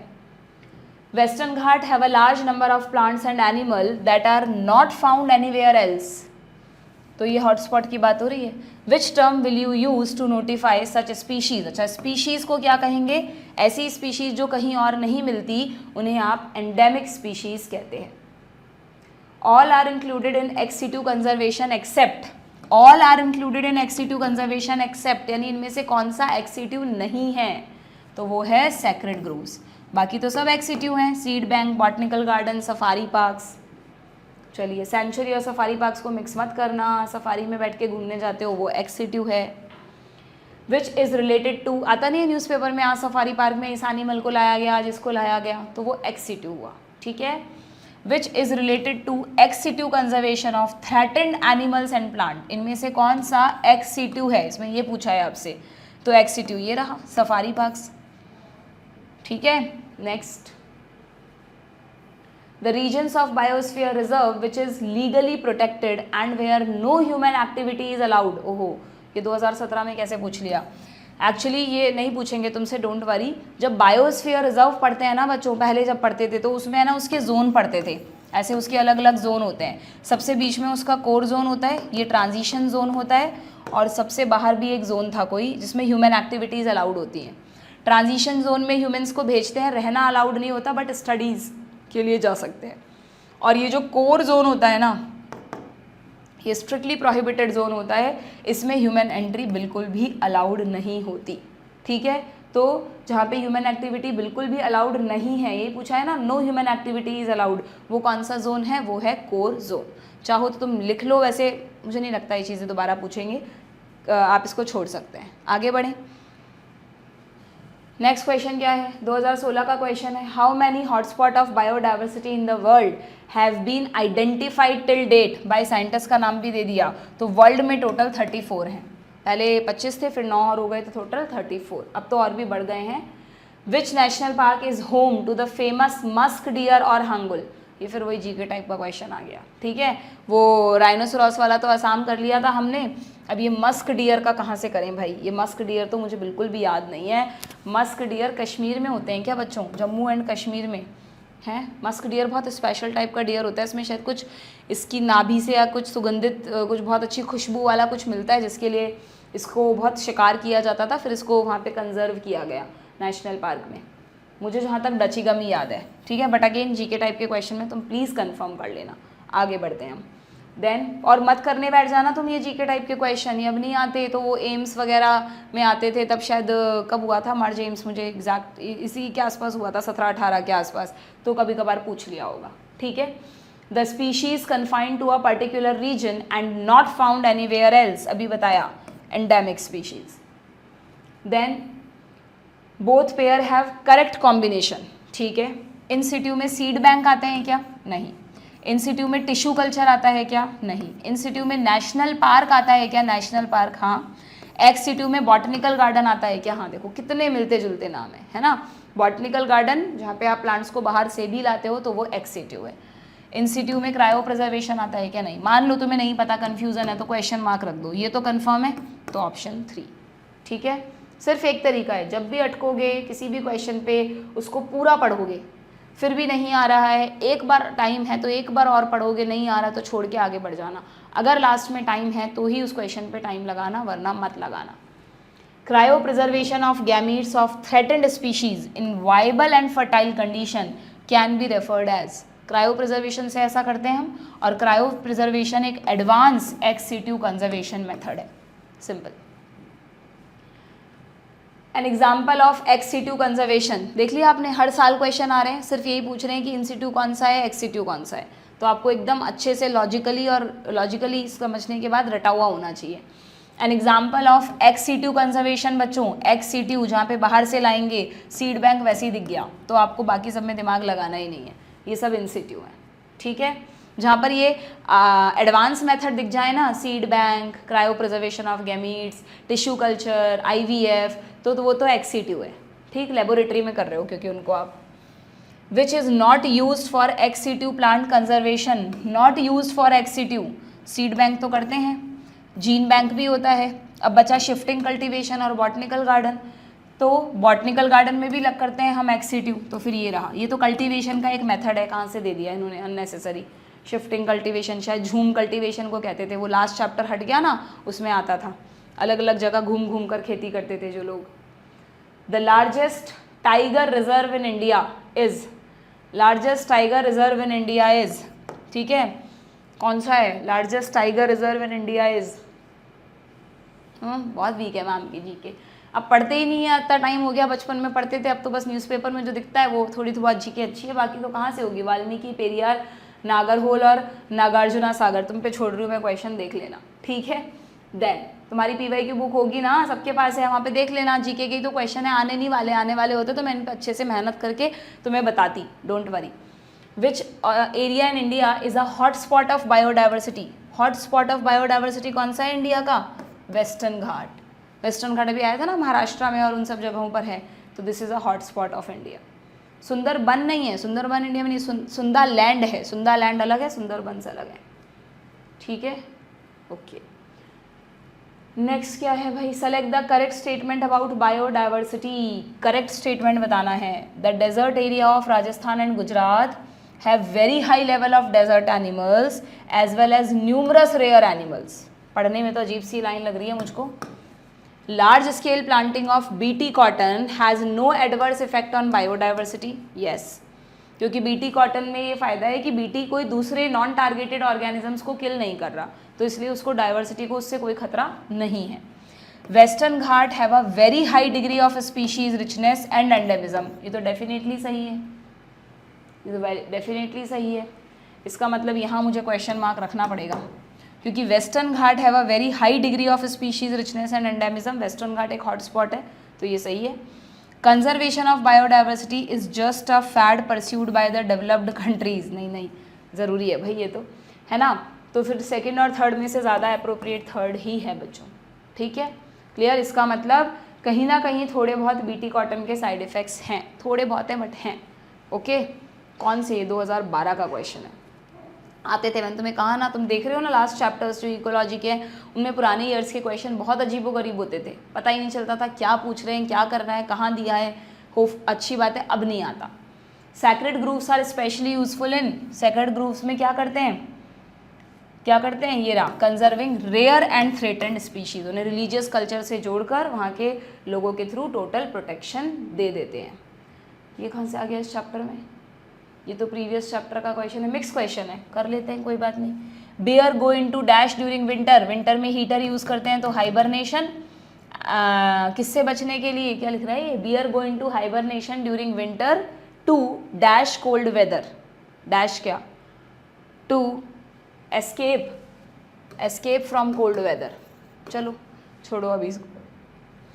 अ conical age pyramid with a broad base represent dash human population. जो जिसमें ब्रॉड बेस होता था प्री रिप्रोडक्टिव, वो एक्सपांडिंग ह्यूमन पॉपुलेशन को बताता है, ठीक है, एक्सपांडिंग।